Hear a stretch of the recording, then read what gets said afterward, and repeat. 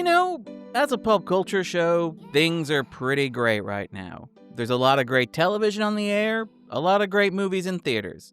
It's a really vibrant and exciting time to be talking about media.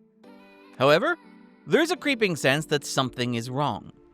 There is something stirring and brewing, and it has been for the past year or so.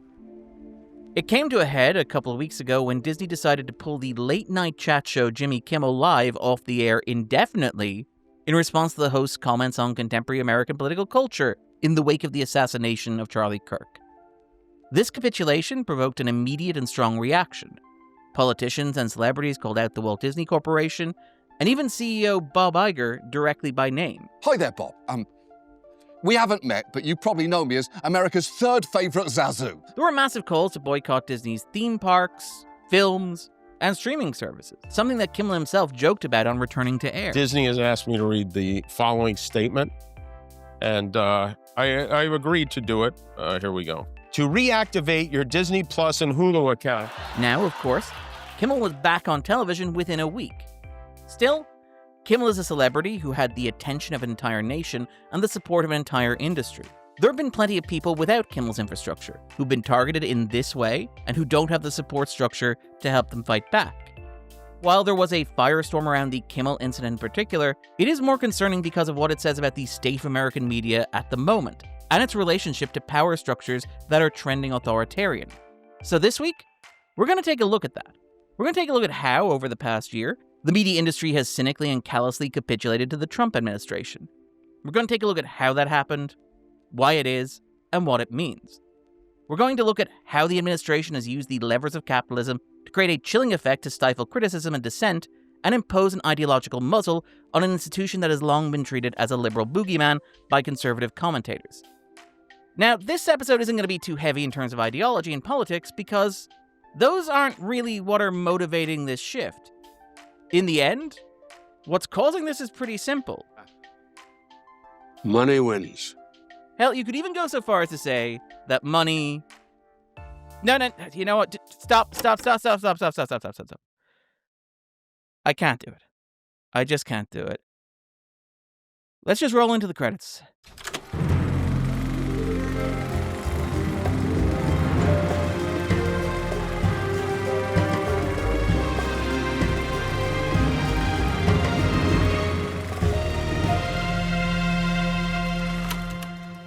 There is a very interesting difference in the general tone of media comparing the first Trump administration to the second.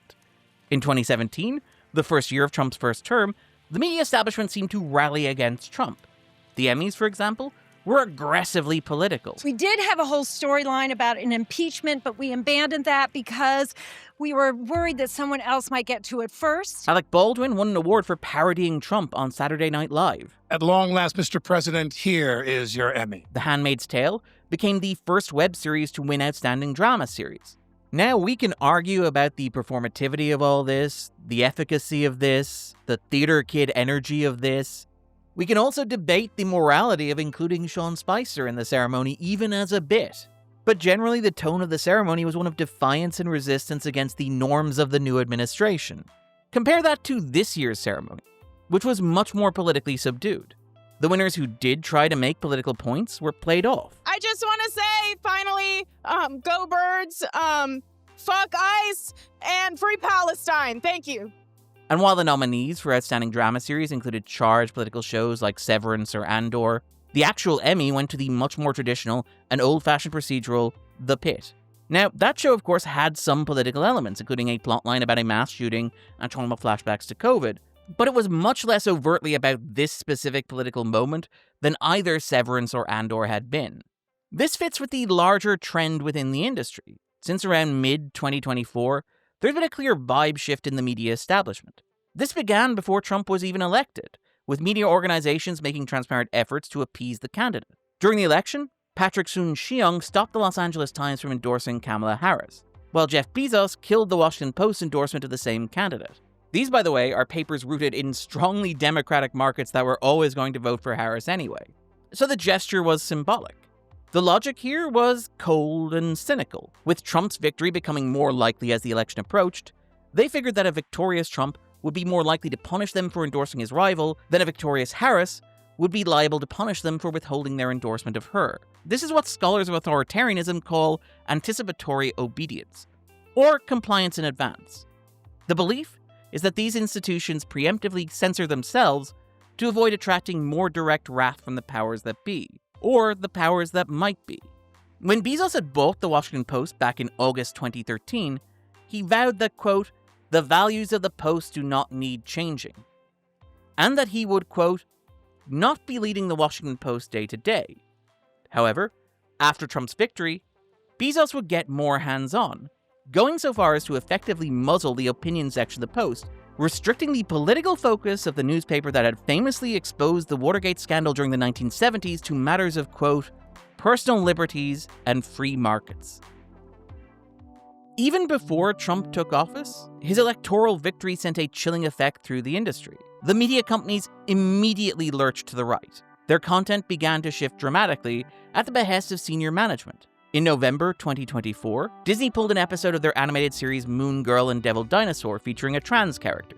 To be fair, the company has claimed that the decision had nothing to do with the content of that episode, but it remains unreleased almost a year later.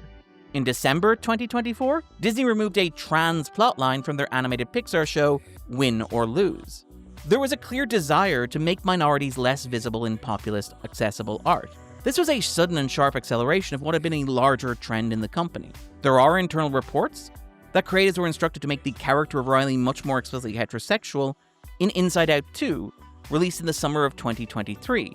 There are reports that similar changes were made to Elio, Pixar's big release this summer, consciously playing down any queer subtext in the movie.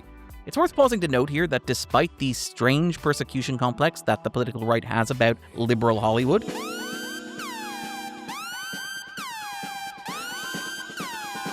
the truth is that these large institutions don't have any political ideology beyond the pursuit of money as an end unto itself. Any choices that these companies make, whether ostensibly progressive or demonstrably reactionary, are motivated by the bottom line. These companies will hire diverse talent when it is profitable to do so, and then throw those same individuals to the wolves the moment that it becomes expedient to do so. As New York Times television critic James Poniewozik wrote back in March 2019, these gigantic corporations are not your friend. Rainbow capitalism is fine until it becomes too cloudy overhead. These companies just see which way the wind is blowing, and they follow it.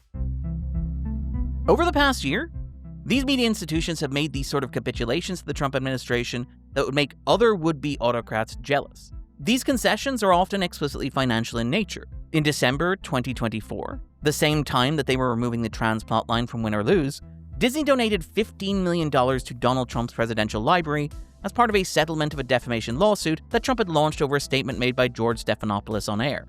As with a lot of Trump's lawsuits, most observers believe that Trump had no legal standing to meet the standards of defamation, but had pursued a nuisance lawsuit instead. Here's former entertainment lawyer and former Hollywood Reporter editor Matt Bellany on the general consensus about Trump's legal standing. This is a kind of case where most media lawyers would tell you that Disney was going to win this if they took it to trial. Very hard to prove actual malice. Very hard to prove actual malice, especially against the biggest public figure in the history of the world, Donald Trump. The implication is that Disney paid that money as a goodwill gesture in the hopes that it would make Trump go away. We'll talk about whether or not that worked in a moment. In July 2025, Paramount paid Trump $16 million to end a frivolous lawsuit over the ending of a 60 Minutes interview with Kamala Harris. Once again, this time outlined by media analyst Brian Stetler, the lawsuit had no real grounding and most likely would have been thrown out of court had it proceeded. You know, my frustration and I think the challenge that I've felt, and I know that other media writers have felt in covering this case, is that it's absurd. The lawsuit was absurd. The lawsuit was frivolous. And as many times as we say that, as much as we tried to convey that through the news stories, it still gets flattened into something that sounds serious, right? This settlement came, coincidentally or not, at a point when Paramount was in the process of negotiating a merger with Skydance. This merger would require the support of Trump's Federal Communications Commission, the FCC, overseen by Brendan Carr, in order to go through. To various observers, including Stephen Colbert, who hosted The Late Show on the Paramount-owned station CBS, This settlement was highly suspicious, to say the least. Now, I believe this kind of complicated financial settlement with a sitting government official has a technical name in legal circles. It's big fat bribe. Colbert's Late Show would be cancelled just 1 week after he voiced this criticism of his corporate owner's relationship to the administration. Before we start the show, I want to let you know something that I found out just last night. Next year will be our last season. The network will be ending The Late Show in May. A couple of days after the show was cancelled, the FCC approved the $8 billion merger of Paramount and Skydance. Now, the conservative media has taken the line that Colbert's Late Show was unprofitable and it was cut for financial reasons. But as key political figures like Senator Elizabeth Warren have noted, the timing is extremely suspicious. This looks a lot, smells a lot, sounds a lot like you're purchasing favors from the President of the United States. The fragmented state of the modern media landscape and the shifting ownership and mismanagement of these media companies by larger corporations that have no real understanding of the industry has created a climate where these companies need to merge and divest in order to survive. In the past year, for example, both Warner's and Universal have carved out their linear television networks from their studio divisions, parts of plays to make themselves more appetizing to potential buyers. The reasons that the industry is in this mess are complicated, and we've covered them in earlier episodes. The destruction of the old but relatively financially stable model in pursuit of infinite profit in the streaming shell game. The conversion of these media companies into playthings for billionaires, and clumsy attempts to turn them into tiles on some vertically integrated machine that does everything. But at this point, it doesn't really matter how we got here. What matters is that we're here, and this is what it is. Even the Jimmy Kimmel crisis was spurred by a similar financial transaction. Kimmel's segment was protested by an ABC affiliate, Nexstar, which is currently in the process of acquiring another affiliate known as Tegna in a $6.2 billion deal, which would expand its reach to more than 80% of US households and add dozens of major affiliates in key markets for Nexstar. That deal needs FCC approval, so there's a profit motive here for the company to kowtow to right-wing outrage. It's never about belief. It's always about money. Now, of course, this is all arguably circumstantial and abstract. But the administration hasn't exactly been subtle in its messaging. They give me only bad publicity or press. I mean, they're getting a license. I would think maybe their license should be taken away. It will be up to Brendan Carr. In January 2025, soon after taking office, when Mark Zuckerberg's Meta became one of those companies like Paramount or Disney to settle a frivolous lawsuit with Trump, Zuckerberg was reportedly told by Trump that the $25 million settlement was the necessary price to be, quote, brought into the tent. Trump has responded to Kimmel's return like a mob boss from a 1940s crime movie, threatening another frivolous lawsuit, boasting, I think we're going to test ABC out on this. Let's see how we do. Last time I went after them, they gave me $16 million. This one sounds even more lucrative. Because of course, when you give a bully your lunch money, you know that he's coming back for more. Or in the words of the kind of president who now only exists in fiction, if you give a mouse a cookie, he's going to want a glass of milk. For his part, FCC Chairman Brendan Carr has used his platform to signal intent and to communicate the sort of obedience that he expects from these gigantic corporations. In March 2025, Carr stated that his FCC would look hostilely on mergers involving companies championing diversity and inclusivity. In an industry where every media company is looking to merge, to give an example, having just bought Paramount, Skydance are apparently now eyeing Warner Brothers, this sort of proclamation has a chilling effect. If you want to merge, you need to get in line. Recently, the company Samba TV has noted a 5% decline in representation of minorities in television year on year between 2024 and 2025. I haven't seen a single person of color ever since I've been here. No way. This chilling effect is working.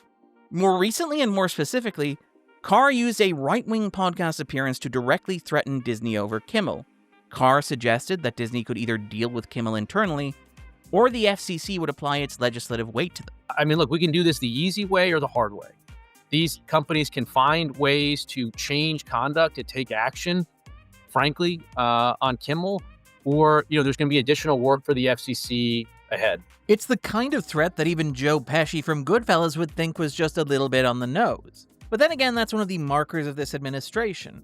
Why bother concealing what you're doing? They don't even bother to lie badly anymore. I suppose that's the final humiliation. In reality, this was probably an empty threat. It's highly unlikely that any FCC action would be allowed to stand, even by this Supreme Court. However, given the influence that the body allows the Trump administration to exert in the marketplace, there is no incentive for Disney to test the threat. In a world where these machinations were even slightly better concealed, it would be worth reflecting on the cynicism and the irony of all this. For decades, conservatives positioned themselves as the champions of free speech. They also argued for less regulation and smaller government. The actions of the Trump administration demonstrate the folly of attempting to engage with these sorts of talking points in any earnest or sincere manner. In the end, there is no cohesive moral ideology here. There's just the pursuit of power and its application against perceived opponents. Screw your feelings, they seem to say, but mine are important. There's a sense in which the right-wing paranoia of the past decade or so is just projection, an expression of their own fantasies of what they would do to their opponents if they were ever in a position of power. But more on that in a future video. Why Martin Scorsese's Killers of the Flower Moon is the first great American movie about cucking. Molly's first husband is that man right there on the floor. What you mean, first husband? As an outside observer, a lot of this feels like an elaborate humiliation ritual, the use of power to turn opponents into sycophants. I'm a never Trump guy. I never liked him. And then the New York Times did a fake story today, big front page, that JD wasn't sure if he wanted my support. JD is kissing my ass. He wants my support. It's something of a feature of this administration, which has routinely bent ideological opponents to its will. At times, it feels almost like watching a weird kink. On that note, there's no ideology on the part of the corporations either. Many of these CEOs are close personal friends of Donald Trump. Disney didn't put Kimmel back on the air because of any principle. They put Kimmel back on the air because they felt the financial pain. The immediate drop in their stock price, reports of subscription cancellations, and the threat of talent withholding labor. This is the bleakest aspect of all this. This isn't politics. Politics could at least be understood. It is unchecked late capitalism. This, by the way, is all just 1 year into the second Trump administration. There are 3 more to go. If this is the stuff that is being surrendered this quickly, it's hard not to worry about what's going to happen next year or the year after that. If media companies are already tailoring their content to pander to the regime, knowing that displeasing the President of the United States could have significant financial implications, we're already in a pretty bleak place. And it's very easy to take these small wins here, such as Kimmel's return to television, for granted. However, there's a clear sense of attrition. These companies have shifted. The larger American culture is realigned. The sort of corruption and authoritarian pandering that were often parodied in depictions of foreign regimes have now become day-to-day reality in contemporary American life. If there is an upside to this, it's revealing how threatened these people are by the voicing of criticism, or the inclusion of minorities in works of art. Their worldview is so fragile that it cannot withstand mild criticism from late-night comedians, or the mere existence of a children's cartoon that dares to recognize other human beings as people who deserve basic dignity and respect. For this ideology to hold, they need this level of compliance. That idea is perhaps cold comfort at this moment, when that compliance seems to be forthcoming. But it illustrates how fragile, brittle, and insecure these beliefs are. Still, this is what happens when media companies are reduced to the arms of massive multinational conglomerates owned by billionaires who trade them amongst themselves like poker chips. Money wins. Everybody else loses. I've been Darren Mooney, and this was The Backdrop.